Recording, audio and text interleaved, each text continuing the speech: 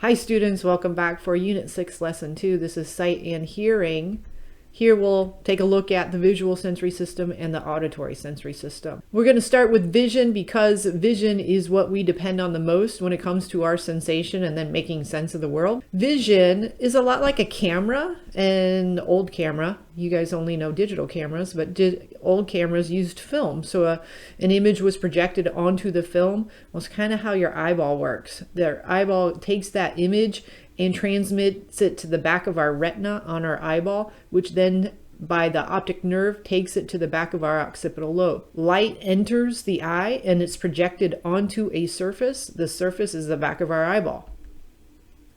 Take a look at this graphic. You see the eyeballs are crisscrossed in the middle.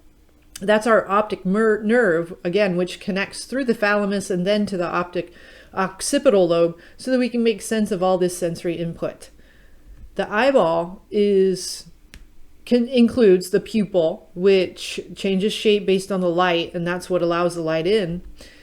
The lens, which adjusts to the thickness of an object by changing its own thickness or focusing, is what some of us have to have corrective lenses for. Rods and cones are located at the back of our eyeball on the retina. If you see that in this image here, rods and cones are sensitive to black and white. Cones are color. I always remember cones got a C, cones for color.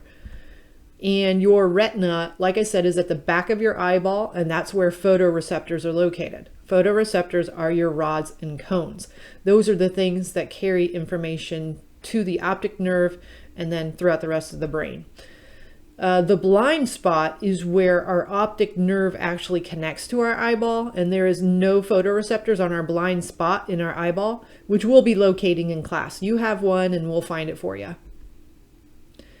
The optic nerve transmits information from the eye to the brain, and visual acuity is the sharpness of our vision.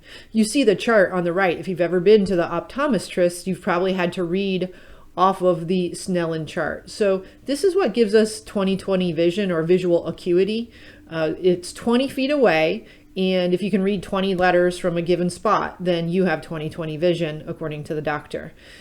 You might have found out that you were one of these. If you are farsighted, you have an eyeball that projects an image that is far away from the eye. You are the letter A there on the left-hand side. That candle flame that you're looking at is transmitted behind the eyeball.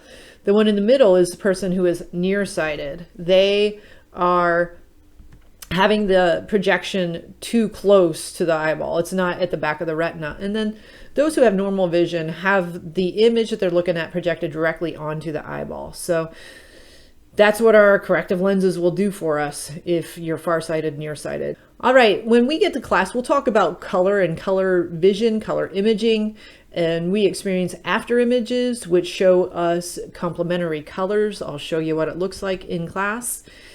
What it means to be colorblind is missing some rods or cones. Not rods, because rods are black and white, but color photoreceptors. So you might be missing cones if any of these things. If you can't read the numbers that are in this image, then you might have some color blindness. All right, next we're going to transmit into hearing. Now hearing, as you can see, is a pretty complex system itself. Sounds, we are transmitted by sound waves, come into our outer ear and then funnel down into our middle ear and inner ear. The inner ear is where the magic happens.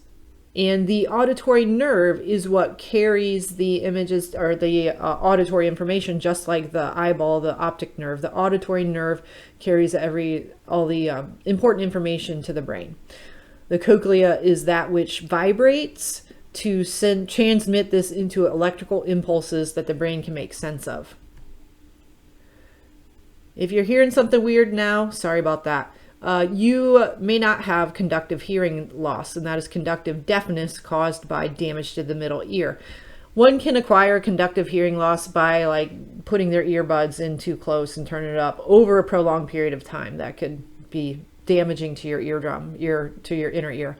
And sensory neural deafness is ones that can be corrected by cochlear implants, which you probably know people who have cochlear implants. They're much more common in today's world. This is damage to the inner ear or auditory nerve, which can be corrected. All right, that's it for visual sensory systems and auditory sensory systems. Of course, more, much more in class.